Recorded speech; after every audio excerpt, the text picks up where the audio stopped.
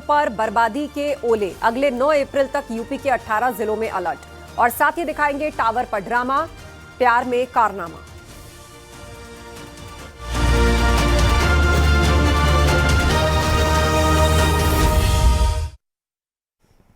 मौसम का ऊट पटांग रूप इस वक्त देखने को मिल रहा है। अप्रैल के मौसम में पहाड़ों पर बर्फबारी और लैंडस्लाइड की तस्वीरें आ रही हैं। उत्तराखंड के उत्तरकाशी में यमुनोत्री धाम समेत 3 जिलों में भारी बर्फबारी हुई। वहीं 6 जिलों में बारिश के साथ ओले गिरे हैं। इस वक्त केदारनाथ, बद्रीनाथ और हेमकुंड साहिब बर्फ से ढका है।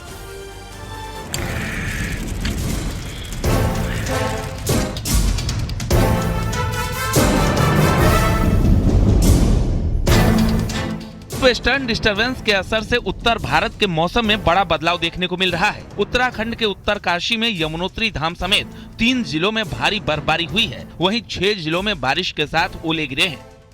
केदारनाथ धाम में एक बार फिर जमकर बर्फबारी हुई है। धाम में कई फीट बर्फ जम गई है और पूरी केदार घाटी में कड़ाके की ठंड पड़ रही है। 22 अप्रैल से केदारनाथ धाम के कपाट खुलने हैं और आजकल केदारनाथ में यात्रा की तैयारी भी चल रही है, लेकिन बार बार हो रही बर्फबारी की वजह से काम प्रभावित हो रहा है। प्रशासन की टीम को धाम में काम करने में काफी दिक्कतों का सामना करना पड़ रहा है।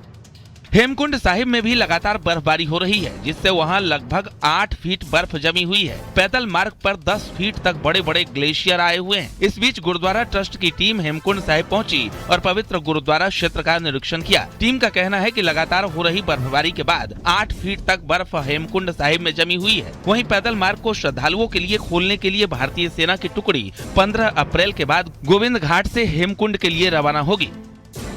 उत्तराखंड में मौसम को लेकर अलर्ट जारी किया गया है। राज्य के 5 जिलों में बारिश का येलो अलर्ट घोषित किया गया है। उत्तरकाशी, रुद्रप्रयाग, चमोली, बागेश्वर और पिथौरागढ़ जिलों में हल्की बारिश की संभावना जताई गई है। इसके साथ ही 3300 मीटर से ज्यादा ऊंचाई वाले इलाकों में बर्फबारी हो सकती है।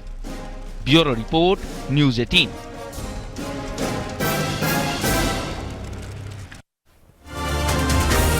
पहाड़ पर बेमौसम बर्फबारी हो रही है तो मैदानी इलाकों में बारिश और ओले गिर रहे हैं। यूपी के कई जिलों में बारिश और ओलों से किसानों की फसलों को बड़ा नुकसान हुआ है। ये रिपोर्ट देखिए।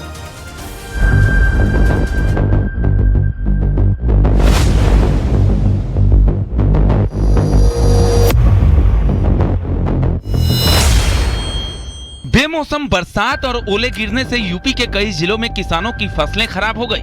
संभल में गेहूं, सरसों और मक्के की फसल को भारी नुकसान हुआ है। बहजोई और रजपुरा इलाके में जमकर ओले की बारिश हुई है। गेहूं की फसल हुई है, मक्का की में का बहुत नान पड़ी है। हाँ जी, मक्का पछड़ गई हमारे यहाँ और गेहूं बिल्कुल जो है कुल्हैया में से गेहूं निकाल दिया जी। फिरोजाबाद में ओलावृष्टि ने किसानों की मुसीबत बढ़ा दी है। खेतों में पककर तैयार खड़ी गेहूं की फसल को काफी नुकसान हुआ है। किसानों का कहना है कि लौकी, तोरई, मूंग और गेहूं की फसल पूरी तरह बर्बाद हो गई। लौकिया, तोरैया, मूंग सब खत्म हो गई। जितना पानी से नुकसान नहीं हुआ उतना जो उससे नुकसान हुआ है ओलों से। गेहूं सब खत्म हो गए, सब बर्बाद हो गए। उन्नाव में ओलावृष्टि से किसानों के सामने आर्थिक संकट की स्थिति पैदा हो गई है। इसी को देखते हुए प्रशासन अलर्ट मोड पर आ गया। अपर जिलाधिकारी ने खेतों का जायजा लिया और नुकसान के आकलन के आदेश दिए। विकेट किया हुआ है, जो एक तो कटाई हुई है जो अभी बांधा नहीं गया है, जो गट्ठर बांधे गए हैं और जो गेहूं की फसल खड़ी हुई है, तीनों का निरीक्षण किया गया है। बारिश से नुकसान हुआ है। जो भी रिपोर्ट लेखपाल के माध्यम से प्राप्त होती है उसी के अनुसार हम लोग मुआवजा देने का कार्य करेंगे। बुलंदशहर के कई इलाकों में इतनी तेज ओले गिरे कि सड़कों और खेतों में सफेद चादर सी बिछ गई। पहासू, शिकारपुर सहित जिले के कई कस्बों और ग्रामीण इलाकों में भारी ओले गिरे हैं। नुकसान हो गया, इसमें कुछ नहीं है। भीगने बाद वो खाने लायक भी नहीं रहेगा, काला पड़ जाएगा गेहूँ और वो पकने लगेगा और किसान तो बिल्कुल जीरो हो गया। अभी सर गेहूं की तो गेहूं की, आम के बागों की भी बाट लग गई। अभी हमने बाग भी लिए हैं आम के लागन पे, तो कम से कम उसका तो बहुत ज्यादा नुकसान है आम के बागों में। बेमौसम बरसात और ओलावृष्टि से प्रदेश के किसानों की चिंता बढ़ी हुई है, लेकिन अभी भी मौसम का मिजाज खराब है। मौसम विभाग की माने तो अभी और बारिश और ओलावृष्टि हो सकती है।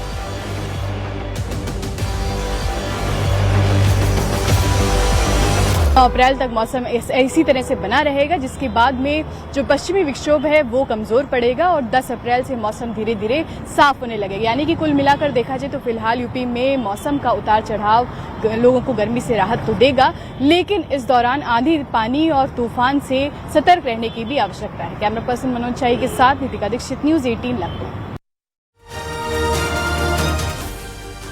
आपको IITN बाबा तो याद होंगे, वो कुंभ वाले। कुंभ से वायरल हुए ये बाबा आज फिर से सुर्खियों में हैं, जिन्होंने कर ली है शादी। आखिर कौन है IITN बाबा अभय सिंह ग्रेवाल की दुल्हनिया और कहां हुए ये 7 फेरे? पत्नी के साथ बाबा का क्या है फ्यूचर प्लान? इस खबर से समझिए।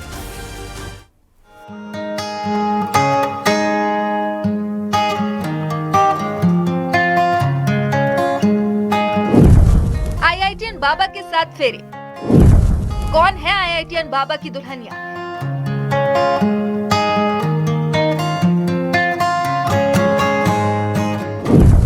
कैसे रमाई प्यार की धुनी? हम सफर की तलाश ऐसे हुई पूरी।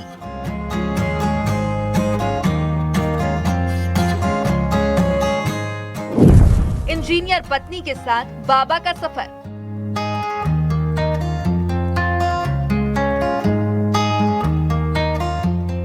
महाकुंभ से वायरल हुए IITN बाबा तो याद होंगे आपको। प्रयागराज के महाकुंभ से बाबा सुर्खियों में आए थे, विवादों में भी घिरे रहे, अब फिर से सुर्खियां बटोर रहे हैं। तो सवाल है कि इस बार क्या हुआ है? IITN बाबा के चेहरे की खुशी देखिए, चेहरे पर शांति है, क्योंकि बाबा अब सिंगल नहीं रहे, बल्कि IITN बाबा अभय सिंह ने ले लिए हैं 7 फेरे, जिनकी शादी हो गई है। आखिर कौन है उनकी दुल्हनिया? भगवा वस्त्र पहने IITN बाबा और उनकी हमसफर प्रीतिका। इश्क की इस केमिस्ट्री को बाबा की जुबानी खुद सुनिए। आश्रम में तो वहाँ पे सदगुरु का आश्रम है ना, कोयम्बटूर। महाशिवरात्रि पे गया था ना मैं वहाँ पे। नहीं फरवरी के अंदर, उसके बाद कुंभ के बाद महाशिवरात्रि थी ना, उसमें वो आ गए थे ना सदगुरु के वहाँ पे, आदियोगी के वहाँ स्टैचू जहाँ ना। शादी ऐसे ऑफिशियल तो कोर्ट में तो अभी हुआ है 2 महीने पहले कोर्ट से। नहीं वो हिमाचल में। वैसे तो मंदिर में तो हमने पहले ही जैसे मिले थे तभी कर ली थी। दरअसल अपने पैतृक गांव झज्जर पहुंचे तब इस बात का पता चला कि बाबा तो 7 फेरों के बंधन में बन चुके हैं। उनकी पत्नी प्रीतिका, जो कर्नाटक की रहने वाली है। IITN बाबा यानी अभय सिंह ने 15 फरवरी को महाशिवरात्रि के पावन दिन पर हिमाचल के अंगझर महादेव मंदिर में शादी की और इसके बाद 19 फरवरी को दोनों ने कोर्ट मैरिज भी की। शादी का खुलासा तब हुआ जब अभय सिंह अपनी पत्नी के साथ झज्जर में अपने पिता, जो कि एक वकील हैं, उनके चैम्बर में पहुंचे। महाकुंभ मेले में धुनी रमाई। IIT बाबा का असली नाम अभय सिंह ग्रेवाल है। कुंभ आने से पहले उन्हें कोई जानता भी नहीं था, लेकिन कुंभ में मिली शोहरत और अब पत्नी के साथ नया सफर। बैंक खाते की KYC अपडेट कराने के चलते अपनी पत्नी प्रीतिका के साथ झज्जर पहुंचे। तहसील परिसर में अपने एडवोकेट पिता के चैम्बर में कुछ देर मीडिया से रूबरू हुए। इस बीच लोगों का सेल्फी लेने के लिए लगा रहा तांता, यादें भी ताजा हुई। परिवार से वैसे तो मेरे को पहले ही प्रॉब्लम नहीं थी ना, एक वो वही होता है, लेकिन तुम जिस लाइन पे हो ना, जो काम करना है, अब मान लो तुम एक बड़ा परिवार के लिए काम कर रहे हो, जैसे समाज के लिए, ह्यूमैनिटी के लिए, तो छोटा वाला कई बार तो करना ही पड़ता है साइड, नहीं तो तुम फंस जाओगे ना। चुनने वाली चीज नहीं है ना, वही सच है ना। अब आप भी तो जीवन जी रहे हो, आपका जीवन का सच और मेरे जीवन का सच अलग अलग है क्या? सच तो एक ही है कि भाई हम क्यों आए, क्यों पैदा हुए, क्यों मरेंगे, एक ही सच होगा ना वो। तो चुनना क्या है उसको? वो तो आप अब ऐसे अपना टाइम पास करने लगे हुए हो, हम उसको टाइम पास नहीं कर पाएंगे, लेकिन नहीं यार, कुछ तो चक्कर है इसमें।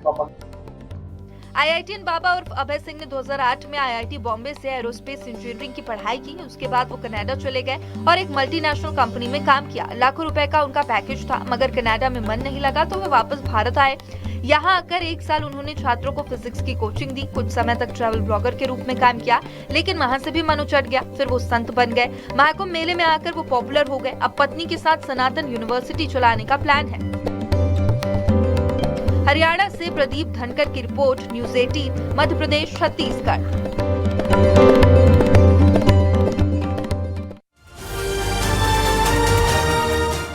प्रेम में पड़ा व्यक्ति किस हद तक जा सकता है, उसकी 2 तस्वीरें आज आपको दिखाएंगे जो आपको भी हैरान कर देंगे। एक बाराबंकी की तस्वीर जहां शादी न होने से नाराज एक लड़का मोबाइल टावर पर चढ़ गया।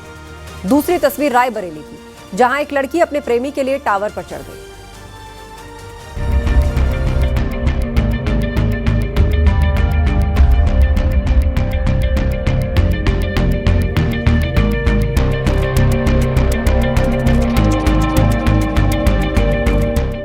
बाराबंकी की ये तस्वीर देखिए।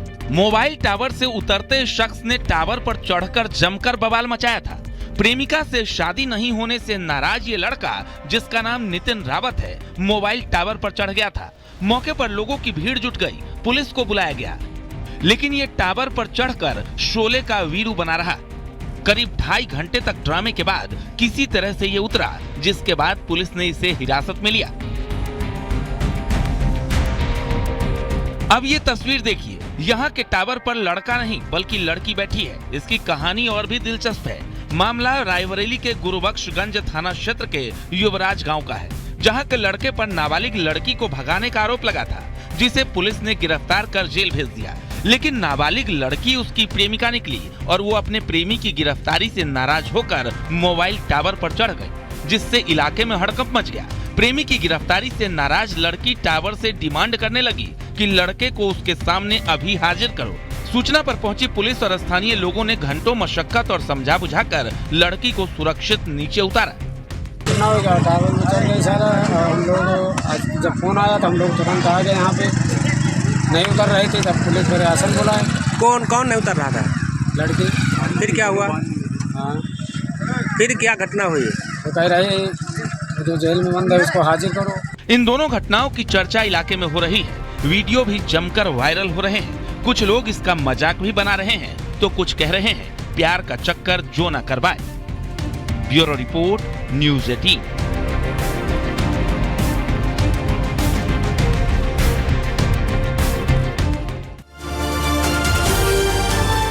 दिल्ली से देहरादून का सफर अब पहले से कहीं ज्यादा तेज और आसान होने जा रहा है। 14 अप्रैल को पीएम मोदी नए एक्सप्रेसवे का उद्घाटन करेंगे और इस एक्सप्रेसवे के शुरू होते ही दिल्ली से देहरादून का सफर महज 3 घंटे का हो जाएगा। ये एक्सप्रेसवे एशिया का सबसे लंबा ग्रीन कॉरिडोर भी माना जा रहा है। इस प्रोजेक्ट से सफर के साथ साथ पर्यटन और व्यापार को भी बड़ा फायदा मिलेगा। दिल्ली से देहरादून का सफर अब पूरी तरह बदलने वाला है, क्योंकि दिल्ली देहरादून एक्सप्रेसवे का उद्घाटन 14 अप्रैल को प्रधानमंत्री नरेंद्र मोदी करने जा रहे हैं। इस एक्सप्रेसवे के शुरू होते ही यात्रा का समय जहां 5-6 घंटे पहले लगता था, उससे घटकर सिर्फ 2.5 घंटे का रह जाएगा, जिससे यात्रियों को बड़ी राहत मिलेगी। दिल्ली देहरादून एक्सप्रेसवे की खासियत क्या है, ये भी समझिए। 6 लेन वाला एक्सेस कंट्रोल एक्सप्रेसवे है।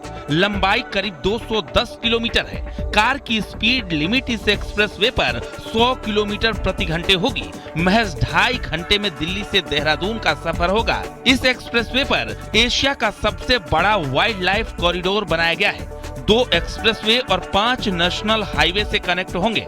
ये एक्सप्रेसवे दिल्ली को देहरादून तक जोड़ेगी, जो दिल्ली के अक्षरधाम से बागपत, शामली, सहारनपुर होते हुए देहरादून तक जाएगी। बागपत के पास इसे ईस्टर्न पेरिफेरल एक्सप्रेसवे से जोड़ा गया है।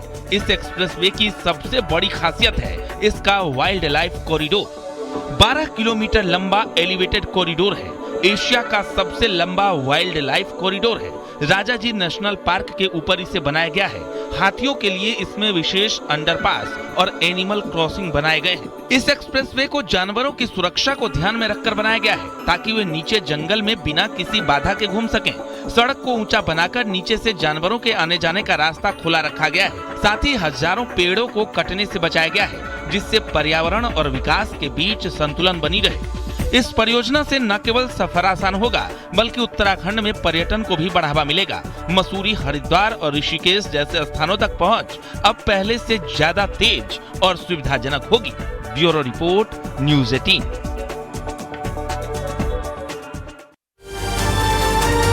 लखनऊ मडियाव में तेज रफ्तार सीमेंट कंक्रीट का मिक्सर सामग्री ले जा रहे ट्रक ने एक डॉक्टर को कुचल दिया। हालांकि सीसीटीवी में हादसा संदिग्ध नजर आ रहा है, क्योंकि डॉक्टर सड़क किनारे खड़े दिख रहे हैं और कुछ ही पल में वो ट्रक के पहिए के नीचे आ जाते हैं। पूरा मामला इस रिपोर्ट से समझिए।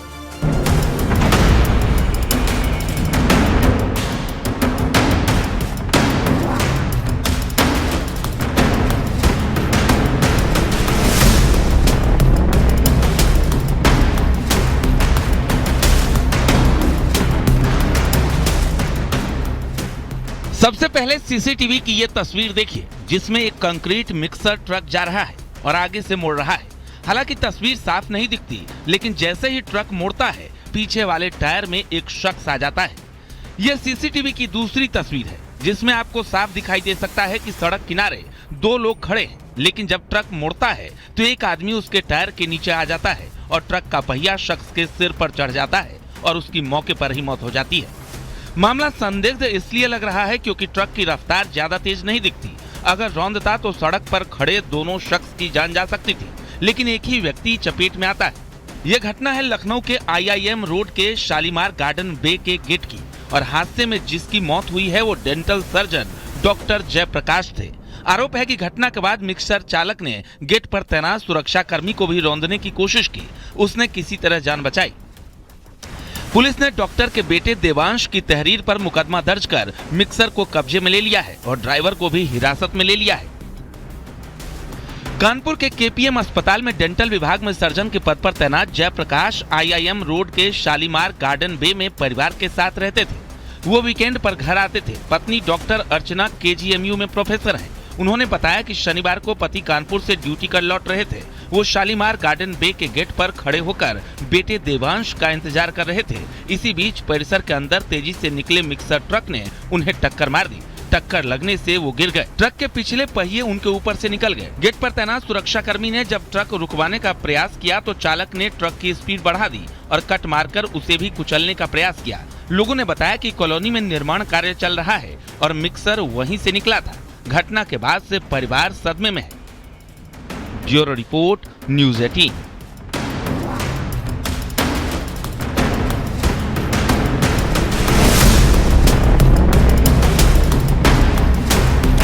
कानपुर में आवारा कुत्तों का आतंक बढ़ता जा रहा है। इस बार कुत्तों ने ऑफिस से घर लौट रही एक लड़की पर हमला कर दिया। यह अटैक इतना भयानक था कि कुत्ते ने लड़की के होंठ तक काट लिए।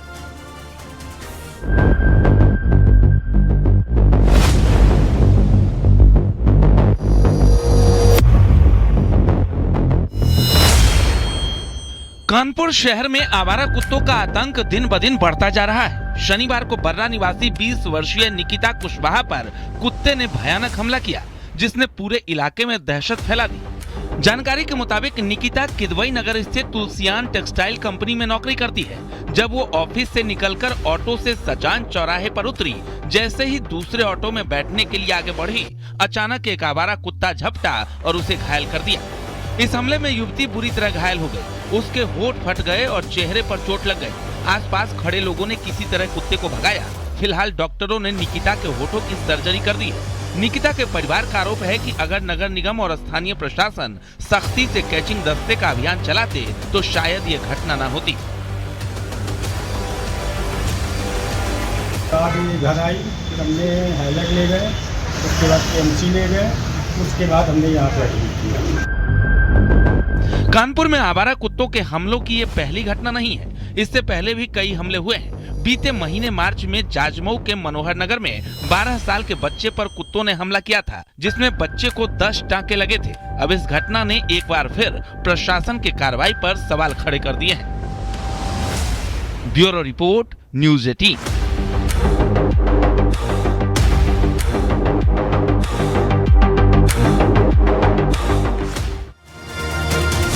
सीएम योगी ने अंबेडकर जयंती से पहले बड़ा ऐलान किया। सीएम ने कहा, प्रदेश में जहां जहां बाबा साहेब अंबेडकर की प्रतिमाएं स्थापित हैं, वहां सरकार छत्र लगाएगी। साथ ही उन स्थलों पर पार्क विकसित किए जाएंगे और बाउंड्री वॉल का निर्माण भी कराया जाएगा। हमारी सरकार ने तय किया है 14 अप्रैल को भारत के संविधान के शिल्पी बाबा साहब भीमराव अंबेडकर की पावन जयंती के अवसर पर भारतीय जनता पार्टी का कार्यकर्ता भी और भारतीय जनता पार्टी अपने अपने बूथ स्तर पर जहां कहीं भी बाबा साहब भीमराव अंबेडकर की मूर्तियां होंगी, उनके पार्क होंगे, 13 तारीख को स्वच्छता का एक विशेष अभियान उसके आसपास करवाना और 14 अप्रैल को वहां पर जाकर के बाबा साहब भीमराव अंबेडकर की प्रतिमा पर पुष्पांजलि के बड़े कार्यक्रम के साथ जुड़ना है। यह सामाजिक न्याय की स्थापना के लिए एक बड़ा कार्यक्रम होगा और स्वच्छता के इस कार्यक्रम के साथ जुड़ने के साथ ही सरकार ने तय किया है कि प्रदेश भर में जहां कहीं भी संविधान के शिल्पी बाबा साहब भीमराव अंबेडकर की प्रतिमा होंगी, वहां पर प्रतिमा के ऊपर छत्र लगाने का काम, उनकी मूर्ति जहां स्थापित होगी वहां पर जो पार्क होगा उस पार्क की बाउंड्री वॉल का निर्माण और उसके सुंदरीकरण का काम सरकार अपने पास ले रही है और उस कार्यक्रम का भी हम शुभारंभ करेंगे।